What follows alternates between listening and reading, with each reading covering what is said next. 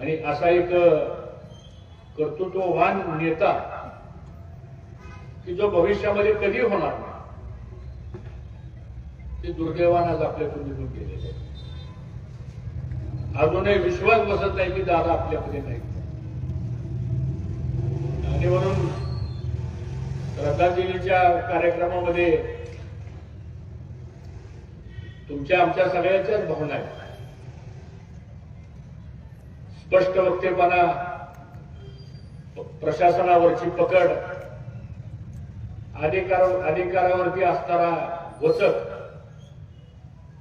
आणि एखादं काम सांगायचं म्हणलं तर ते फक्त एकदाच काम सांगायचं, पुन्हा कधी फोन करावा लागत नव्हता.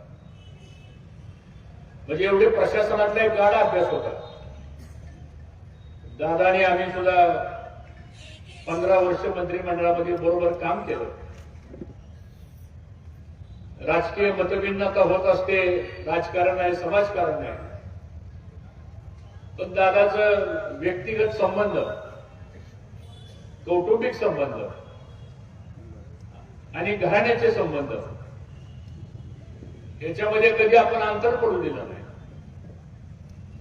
आणि गेल्या महिन्यापासून दादाचा स्वभाव थोडासा जरा वेगळा झाला होता, भावनिक झाला होता. कुठलीही गोष्ट ते हृदयाला स्पर्श करून बोलत होते आणि अनेकांशी बोलत होते ते. आणि त्यांनी ठरवलं होतं की आता आपण 60-62 वर्षाच्या पुढे गेलोय.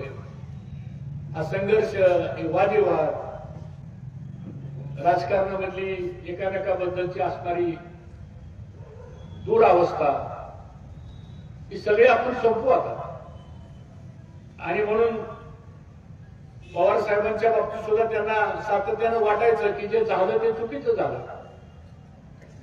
आणि मग त्यातून गेल्या महिन्यात 2 महिन्यामध्ये दादा, आम्ही, मामा अशा बऱ्याच वेळा एकत्र बसलो, चर्चा झाली. आणि शेवटी आपल्याला एकत्र यावं लागेल ही भूमिका सातत्यानं दादा मांडत होते.